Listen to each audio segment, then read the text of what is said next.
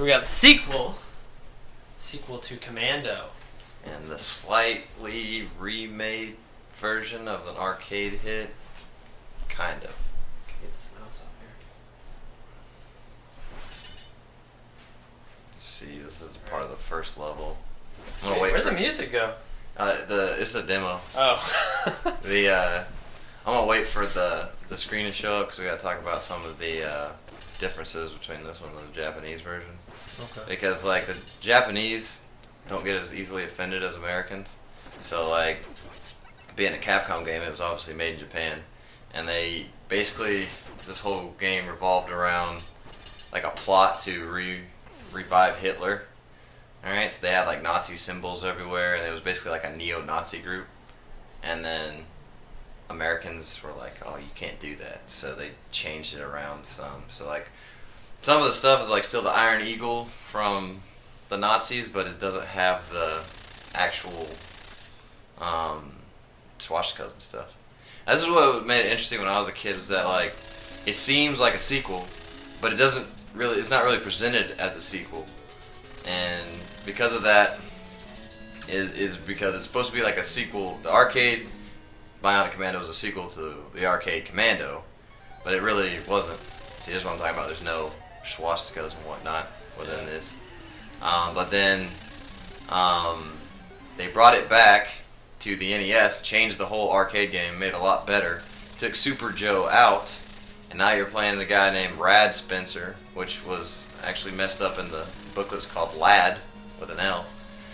So basically this game's about finding and saving Super Joe, who was the hero of the arcade Commando and arcade Bionic Commando.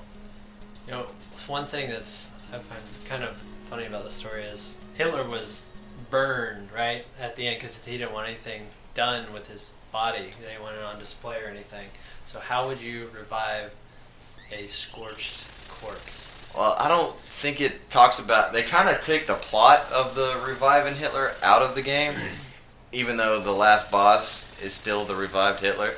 But I guess in the Japanese version it was like DNA or something, because that was right when DNA was getting discovered and everybody was like, oh, DNA this, DNA that. Yeah. I'm not positive on that. We have to probably get a little bit better research on that one. But I do know that they took the entire plot of reviving Hitler out of here, and it was just like, oh, look. It's a guy like Hitler. I always thought it was funny too that it looks like his rope is by his leg, but it's supposed to be on his arm. Oh yeah. So why is it there? And what does he need rope for? Yeah. Why would he ever need a rope? Out of all the equipment you need, rope would not be one of them. Not when your arm is a mechanical rope. Okay. You can just grab it, can't you? I can't remember. It's too late now. Oh, son of a bitch. I thought I brought the... What's it called? The thing... Yeah, you were right. I brought the health. Or do you have to hit something to use the health? Start button, possibly. Yep, that was it. I hit select. I was like, oh, that didn't do anything. I didn't tell you anything in this game. Nope. This Classic NES style, just, hey, hope your buddy has it. Nope. Otherwise, you can get this fine subscription to Nintendo Power. I think that's what a lot of the games were just like, they made them so cryptic because they were like, well, let's also sell this Nintendo Power so they'll have a guide and we'll make more money. Yeah, like, and don't forget about the call-in hotlines. Oh yeah. If you need help with your game, it's only $9.99 a minute. It's like, holy shit. It takes 5 minutes just to, explain what you want. Look, I'm on the Legend of Zelda screen 17 block, blah, blah, blah. How do I get in here? No. Well, as a Nintendo Power associate, I'll be glad to help you out. You've already spent $100. He's not even talking about what you need yet. Come on, man. What bush should I burn down? I don't know. Like, look, you're going to ground me once the phone bill gets here, so give me some information quick.